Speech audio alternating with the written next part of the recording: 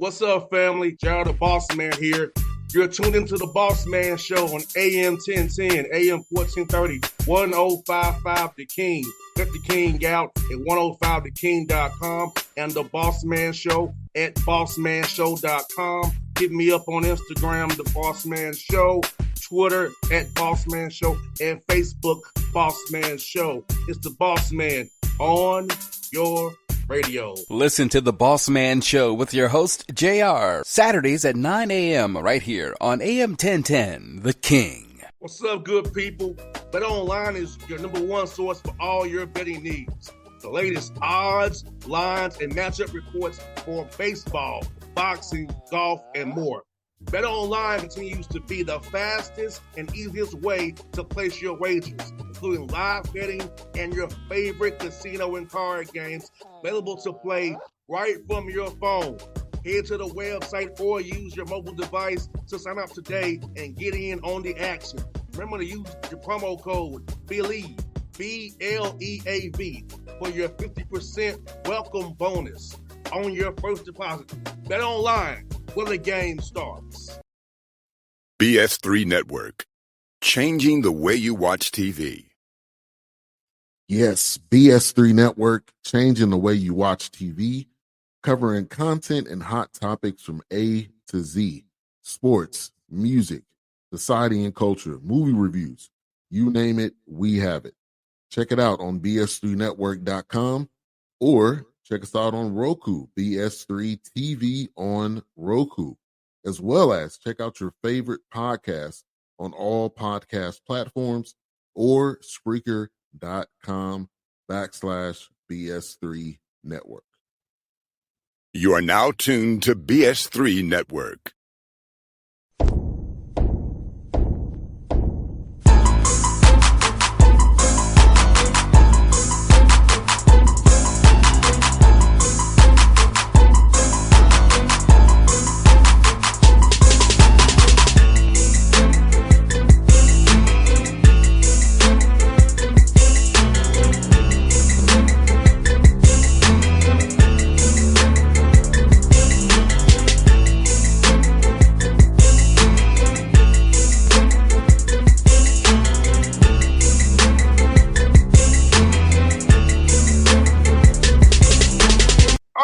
Bossman Show with a great coach or a legend in the game, Coach Dan Van Gundy. He with me on the Bossman Show. Coach Van Gundy, how are things down there in the great state of Florida right now, Coach?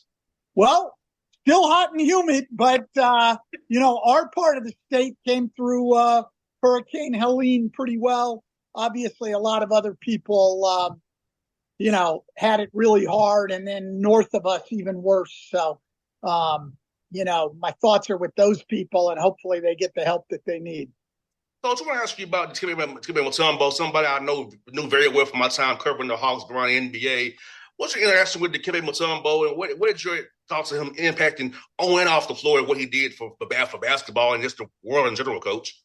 Well, I think, first of all, on the courts, the easy part and probably in the scheme of things, the less important part, but he was, one of the great shot blockers of all time. And because of him, any team he was on was going to be very formidable defensively, and you were not going to get any easy baskets. He was not going to allow that to happen.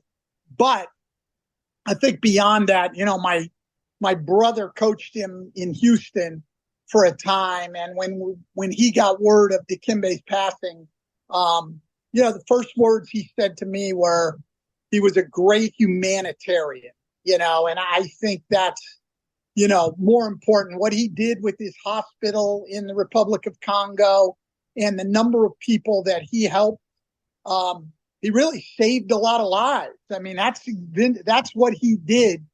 He used the fame and the money he earned playing a game to impact the world. And I think that, at the end of the day, if any of us can make the world a little bit better, just a little bit better for one person, we've probably done pretty well. And Dikembe Mutombo made the world a lot better for a lot of people. And I think, that's what matters. I know he left behind in the NBA a lot of very, very close friends who he meant a lot to. I know Patrick Ewing, had texted with him at the time, and, obviously very upset. He and Dikembe were very, very close. And I just think those guys like him are, you hate to say one in a million because it might not even be that many. No doubt, Coach. And I'm gonna miss his laugh, Coach. I'm gonna miss his big smile. And Coach, this will blow your mind, Coach. I was a ball boy for the Hawks, Coach. So I was around him as a kid. So to be an adult now and have him come to Hawks games and get to talk to him as an adult, he been me as a kid around Dominique Wilkins and the Plastic Man, all those guys, man. It really is hurtful for me because I've known him pretty much my whole childhood, Coach. Yeah, and he was the kind of guy that I think, everybody just enjoyed being around. I mean, there are some people who I think really get it. They really get it, what it's all about. They get what the game's about, and Dikembe understood it was about the team and how he could help the team succeed. He got it in terms of his profession, but he got it in terms of life, and that it was about impacting other people. And I did not know him personally, but, with my brother and with Patrick, I mean, I knew people that were very close to him, and the way they speak about him is in reverential terms. So certainly a huge loss for the NBA, for his country, for the Congo, and for everybody that came in contact with him. And, Coach, what I love about our game of basketball, Coach, is how it brings us all together, Coach. Like, brings you and me meet together on this show and brought you a lot of players you've been around your whole life. And talk about how basketball is. It should be about how the world is, how we're all different backgrounds, but we all have a common goal and begin to like each other, love each other, share common things in common with each other, which we're not as far apart as some in the media in the world who want us to think we are, Coach. Well, you're exactly right. I think it's the best thing about sports, because you bring together a bunch of competitive people. And so there's a goal in front of you. And you don't even necessarily always like the people that you're working with, but you have to learn to work with them. And generally what happens is not only do you come to respect those people, but you come to really like them. Even if you started out from very different places with people you didn't really maybe like at first sight, you get to see people in the toughest of spots, in competition and stuff, and you come to appreciate their better qualities. And, I always thought it was fun to notice on a bus or notice guys going out to dinner, and you just know that if it wasn't for basketball, those two people probably would have never met anyone even like the other person, let alone shared dinner with them, close friendships, godfathers to their kids.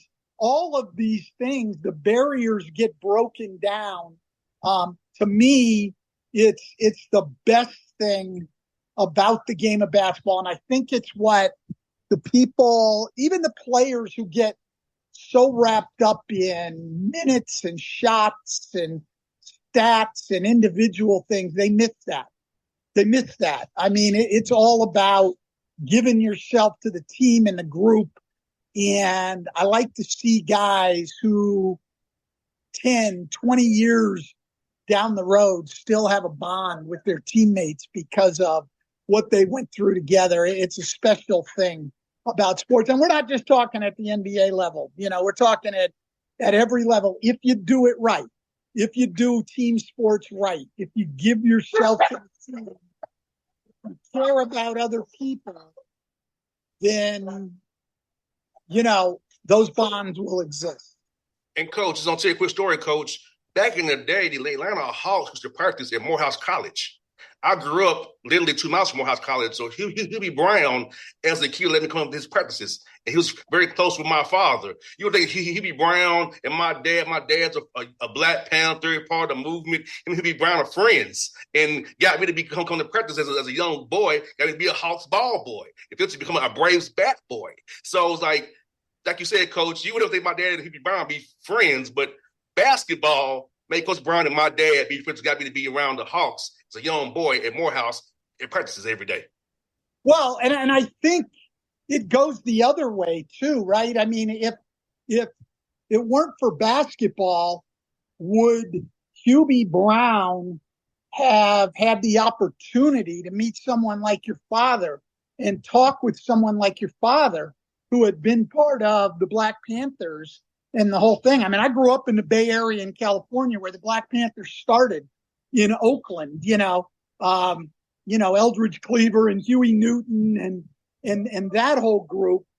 But I've never had the chance to talk to any of those people. My guess is Hubie wouldn't have either had it not been for basketball. And so on top of the bonds that are formed, I think we just get to be around people coming from different backgrounds that broaden your perspective on the world and open your eyes to the challenges and adversity that a lot of other people have had to overcome that you might read about in books or a newspaper article, but you really wouldn't get the same perspective if it were not for the game that gave you an opportunity to experience those people. No doubt, Coach. And I'll tell you what, Coach, my dad always enjoyed listening to you on TV, Coach. He said, Coach Van Gundy is still coaching. He's breaking stuff down for the listener and how you explain the drop coverages and the hedging. My father really enjoyed you on the TV, and I did too as well. So I'm learning when you're on the air, Coach. I'm learning as well. Like my father was as well. He really enjoyed how you broke the game down for the listening audience on TNT. Well, I appreciate that. I think that, we're sort of all creatures of our backgrounds. And I grew up, my dad coached for over 40 years.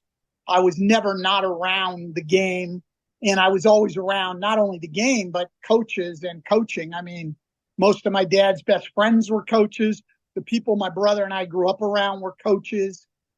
Neither one of us were going to be good enough to play at a very high level. So, we got into coaching. And so you'll look at the game through coaches' eyes, and that's how you go at it. And I think that, that perspective is different than, say, what a Reggie Miller or Candace Parker or Jamal Crawford or Jimmy Jackson or even Charles Shack and Kinney bring to the game a little bit. And that's not to say it's better. Those guys bring a great perspective, and I love listening to all of those people. My perspective is just different. I didn't play at that level. I saw the game this way as a coach. I'm always thinking, what's the next adjustment? What's the next teaching point?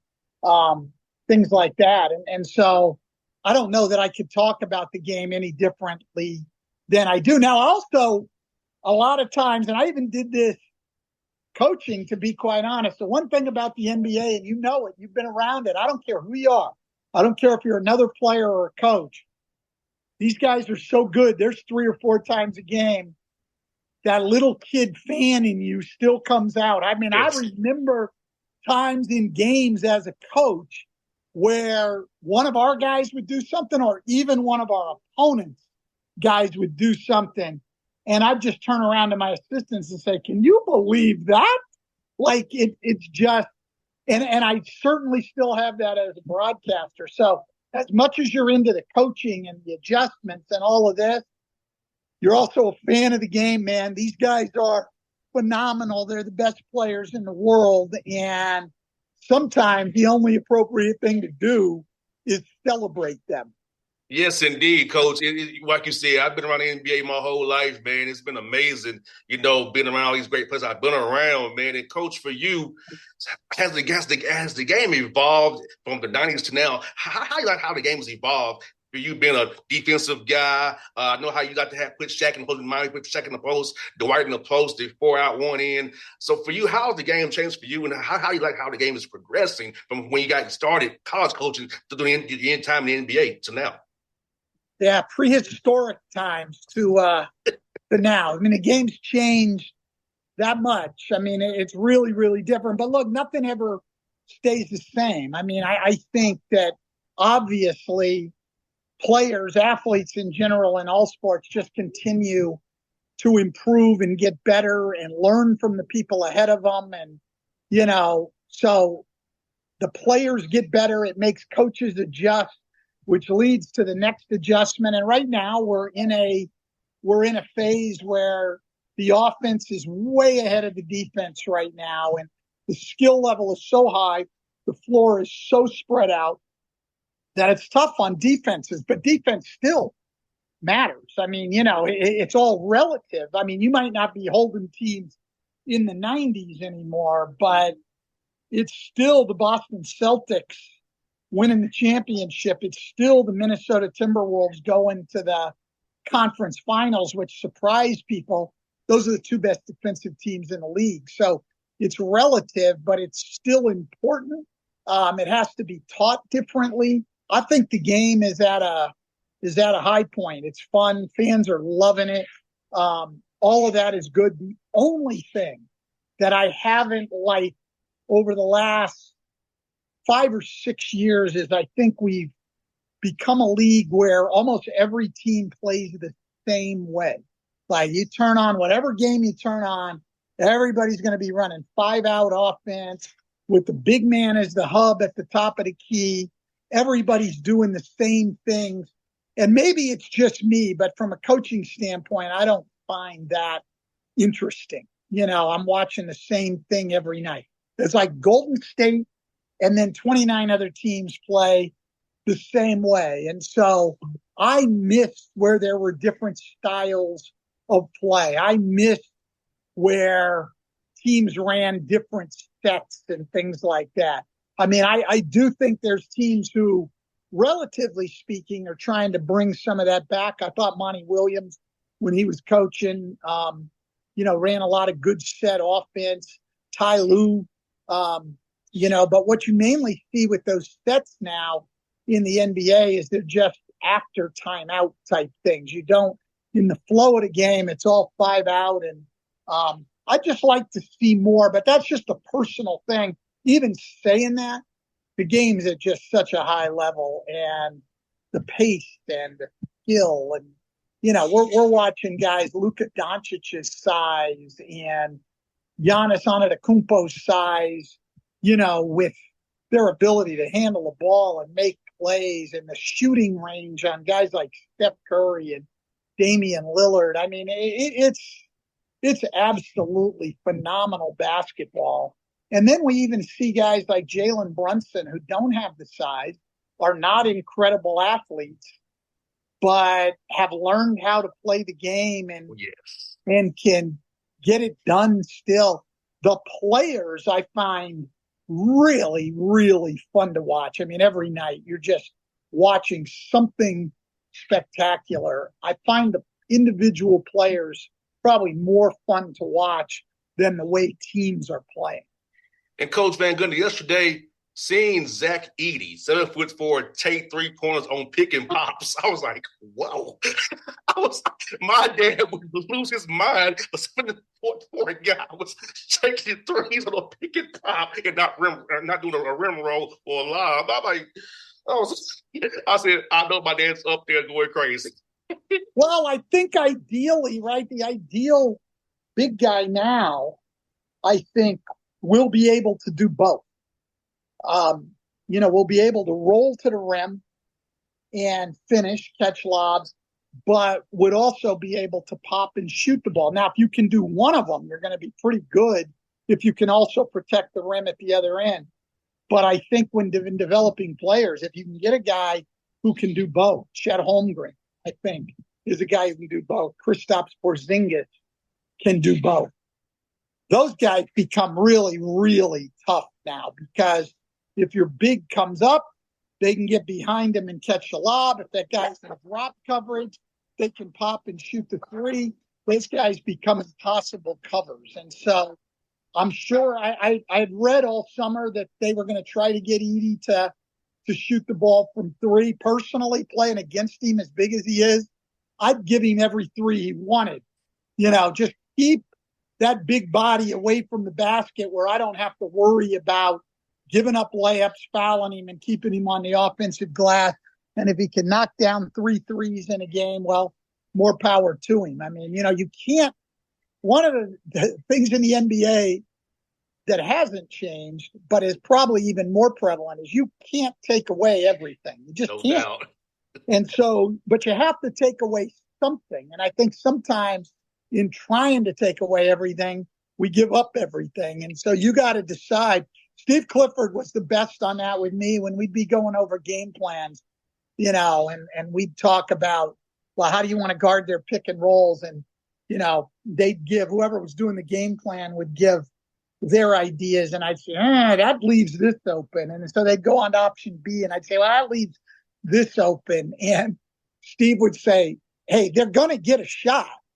I mean, the question is, what do you want to give up? Because you can't take away everything. And I think it's absolutely true. So for Zach Edey, Zach, stay behind that three-point line. I'll make a deal with you. We'll give you those shots if you promise me you'll stay out there. Hey, Coach, my dad would say this to his team. Do you want to get shot in the head or shot in the heart? Which one do you want? That's exactly right. And I do think it's a pick your poison thing, going back to when I had to coach against LeBron James in the playoffs on 2 different occasions. I mean, this guy is arguably the best player who's ever played the game. Look, he can hurt you in so many ways. So what you can't do, in my opinion, or couldn't do at the time, you don't want him killing you, scoring the ball, and making everybody else on his team better. So what is it you want to do? You're going to try to get the ball out of his hands? My thought was always he's going to pick us apart. Now everybody's involved in the game, and I don't know that we can keep him from scoring anyway. And so we tried as much as possible, not that we didn't help, but tried as much as possible to play him one-on-one and take out his teammates who, not in his Miami years, but in his Cleveland years, were a little bit more limited. But if he could just get them shots where they could step in and shoot it, they were good. Let's take those away, and we'll live with LeBron scoring. And so I've had guys over the year get 50 against us, players, and we still win the game. I mean, you're not gonna stop people from scoring. The great Brendan Malone, Michael's father, used to say all the time, you'd have one guy killing you. He's scoring every time. But your team's up 10. And he said, doesn't matter who's scoring. It matters, is our defense getting the job done against their team? You can't panic about one guy. So I think that's absolutely true. Yeah, Coach, I tell you what, but it's great to watch, man. It's so great to watch the game. And for you, Coach Van Gundy, it's for you, man. Do you feel better now in retirement, just be able to just call the games rather than the stress of just having – I know you missed camaraderie with the guys. We all do. But this is more fun just to be call the game and come back to Florida, enjoy your kids, and just not be stressed out. I know you can be sometimes because you really care about winning a lot. Yeah, I mean, it's easier, certainly. It's easier and in a lot of ways more enjoyable because the result's not hanging over your head. You're not worried about it. I know my brother, when he was broadcasting, would always say, the only thing he thought about after the game when he was broadcasting is, where are we going to eat? You're not worried about what just happened in those 48 minutes. But certainly, as you said, I mean, the thing that I really miss is the camaraderie of a team and a coaching staff. But I also really miss the competition, and there's a part of me, I mean, if I got the right opportunity, I'd go back to it tomorrow. I mean, I would. If somebody came to me and was interested, because there's nothing like the challenge of coaching at that level and trying to figure out a way to win a game against the best players in the world, against the best coaches in the world. I mean, it's a phenomenal challenge, and it can be very frustrating. Sometimes you're banging your head against the wall and you can't get it figured out. But when you do, and when your team's playing well and you're winning games, it's a great feeling. And Coach, I'm gonna tell you, this year I'm gonna be volunteer assistant coaching for Albany State. So I'm gonna be going there on my off days from the Hawks to go cup to Albany State. The D2 school they don't really have any budget. So I'm gonna go help my friend Coach Patrick Gale, who's from Miami. So Coach, for young coaches like myself, get into it. Do you suggest doing what I'm doing, being a volunteer assistant coaching, getting on sessions, you watching the film, helping out where you can, kind of get reps because you want to get better in this business and grow and progress up the ranks of this great business that you've been a part of for years, Coach? Absolutely. I mean, there's no way to become better at anything without doing it. And coaching's certainly part of that. I mean, and I think that what you're doing as basically a volunteer at a Division II school will get you more experience than being the 8th guy on a Division I staff somewhere who's got no responsibility. One of the best things that my dad advised me when I was coming out was, when you're young and when you don't have to make a lot of money in the whole thing, take responsibility, choose responsibility over money. And so there'll be guys at Alabama or at Kentucky, who are the 8th or 9th guys on the staff getting paid good money, but they're not getting the experience that you would get where you are or as a high school coach or whatever. And you have to learn how to break down film, and you have to learn how to go out on the floor and teach somebody to do something. I mean, fans can usually figure out what a team needs to do to win. Like, hey, we got to rebound the ball better. Good. How are you going to do that? Yes. Who are you going to play? How are you going to teach them to rebound the ball better? All of those things, the techniques, that's coaching.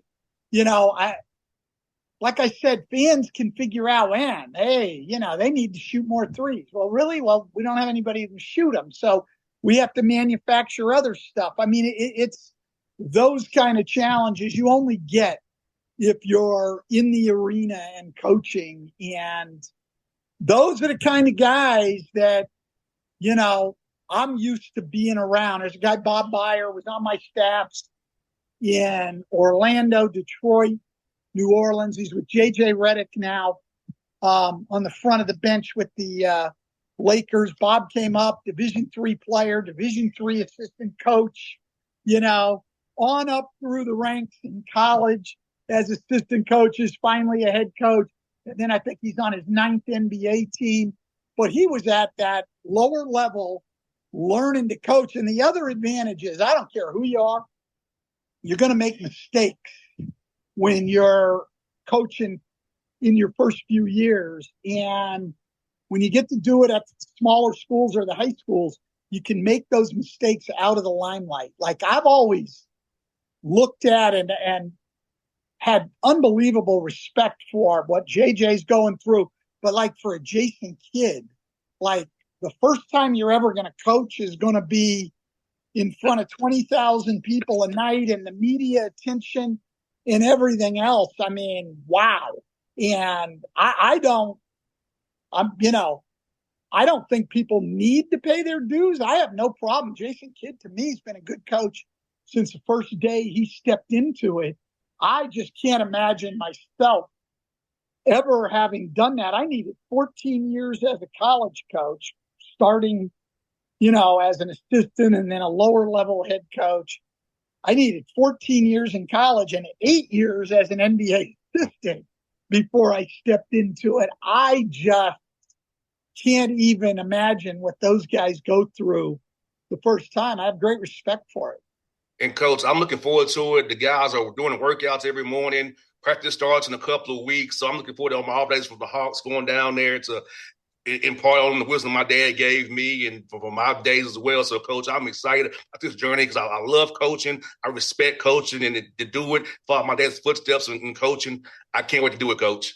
Yeah, that's outstanding, and it's exciting. And I think what people don't realize too often, too, is the game's the same as far as coaching it. I mean, you're trying to maximize whatever you have. I mean, it's the NBA is a higher level. Well, yeah, but you got higher level players on your team too. So, it's the same at every level. You go into some games where you have more talent than the other people. You've got certain advantages and you got certain disadvantages. It's the same at every level. And at every level, you got to make your players better. Like, I'll hear people say, well, in high school, they got to make their players better every day. That's the focus. Yeah. And it is in the NBA too, because that's what it's all about. So the game itself doesn't change. I worked for a great coach for 2 years, Nick McCarchuk at Canisius and Fordham. And he used to say that all the time. He said, I don't care if it's junior high, high school, Division III, Division II, Division I, NBA. It's all the same except on payday. That's where it's different. And that's what he said, and he's absolutely right. And if you're a junior high coach, the biggest basketball game that's going to be played that week is yours, the one you're in for you and those players. And so I don't care if there's 20 people in the stands or 20,000. That's a huge game. I mean, people would always ask me, what's the biggest win you ever had? I said, 1985, Castleton State College, the finals of the NAIA District 5 tournament in Portland, Maine. And we won it at the buzzer. Still the biggest win I've ever had. I mean, I coached, 11 years in the NBA as a head coach. There's nothing that tops that. I mean, it's not about all the external stuff. It's about that game and that team and your focus, and it doesn't change at any level. Nah, Coach, you're right, man. Like you said, Coach, being in the Fires again, being our opening team meeting, Coach, I felt that feeling again, like when I played, I felt it again, Coach. This is what I want, that rush, and I felt it our first team meeting. I'm like, yes, that's what I need to be. That's exactly right, and that's what I miss being out of it. I haven't been able to find that in any other realm. I mean, it's the sports are special again if done right. If they're done selfishly and things like that, well. It's like anything. If you don't do it right, if you don't give yourself to the team, you're not going to get the same thing out of it. Coach Van Gundy, this has been a pleasure to talk to you again, man. I told you, you've always been one of my favorites to talk to and see out at games, man. And you're one of the best people in basketball. I seriously believe that, man. And I look forward to seeing you on the road this show. Hopefully you cover a Hawks or a Grizzly game. And I'll see you on the road for TNT, man. That sounds good. Thank you very much. Anytime, Coach. All right. BS3 Network, changing the way you watch TV. Yes, BS3 Network, changing the way you watch TV, covering content and hot topics from A to Z, sports, music, society and culture, movie reviews, you name it, we have it. Check it out on bs3network.com or check us out on Roku, BS3 TV on Roku, as well as check out your favorite podcast on all podcast platforms or Spreaker.com/BS3 Network. You are now tuned to BS3 Network. What's up, good people? Bet Online is your number one source for all your betting needs. The latest odds, lines, and matchup reports for baseball, boxing, golf, and more. Bet Online continues to be the fastest and easiest way to place your wagers, including live betting and your favorite casino and card games available to play right from your phone. Head to the website or use your mobile device to sign up today and get in on the action. Remember to use your promo code BELIEVE, BLEAV, for your 50% welcome bonus. on your first deposit. Bet online when the game starts. What's up, family? Jared the Bossman here. You're tuned into the Bossman Show on AM 1010, AM 1430, 1055 The King. Check The King out at 105theking.com and the Bossman Show at bossmanshow.com. Hit me up on Instagram, The Bossman Show, Twitter at Bossman Show, and Facebook, Bossman Show. It's the Bossman on your radio. Listen to the Bossman Show with your host, JR, Saturdays at 9 a.m. right here on AM 1010, The King.